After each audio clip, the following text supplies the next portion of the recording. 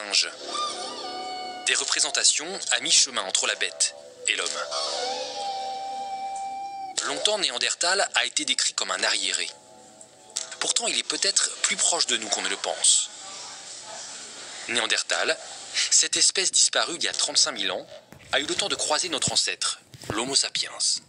Donc, Néandertal, c'est une espèce européenne et asiatique sur tout ce secteur-là.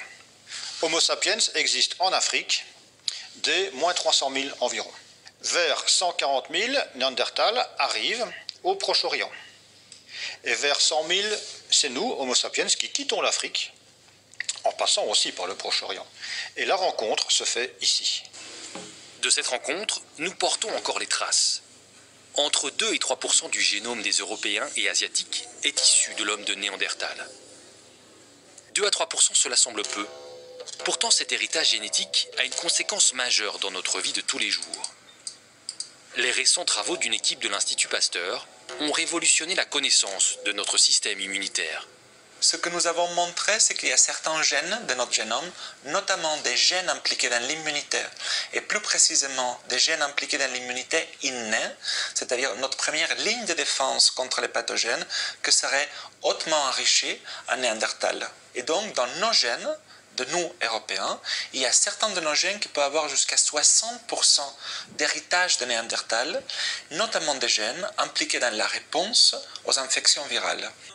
C'est en partie grâce à ce métissage qu'Homo sapiens a pu poursuivre sa colonisation de l'Europe et de l'Asie. L'homme de Néandertal était adapté à son environnement, tandis que nos ancêtres, débarqués d'Afrique, se sont mélangés avec l'homme de Néandertal. Ils ont acquis des mutations qui ont permis aux premiers Européens de mieux s'adapter. Cependant, cela ne veut pas dire qu'aujourd'hui, cet héritage de Néandertal soit toujours bénéfique. 100 000 années se sont écoulées depuis notre rencontre.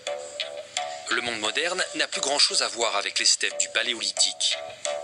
Notre mode de vie, aseptisé, est diamétralement opposé à celui de ces chasseurs-cueilleurs. Donc certaines des mutations qu'on a héritées de Néandertal sont retrouvées impliquées dans certaines maladies, comme un taux de cholestérol élevé, de mauvais cholestérol élevé. On peut imaginer que dans un environnement totalement différent tel qu'était celui du Paléolithique supérieur, ces mutations étaient adaptatives. Peut-être qu'avoir un taux de cholestérol plus élevé était un avantage en période de disette. Et c'est dans le monde actuel que ces mutations causent des maladies. Pour les chercheurs, ces gènes, confrontés à notre environnement actuel, pourraient aussi être responsables de certaines de nos allergies et même de maladies auto-immunes. Pourtant, il serait faux de croire que l'héritage de Néandertal est forcément négatif. Notre lointain cousin connaissait par exemple la pharmacopée et nos ancêtres en auraient profité.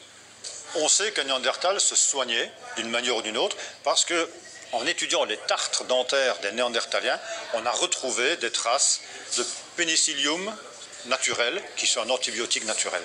On peut imaginer, même si on n'a pas de traces archéologiques de cela, lors de ces contacts, il y a pu y avoir des échanges de Néandertal vers Sapiens pour, par exemple, expliquer qu'en mangeant des bourgeons de saule, on arrive à avoir de l'acide acétylsalicylique.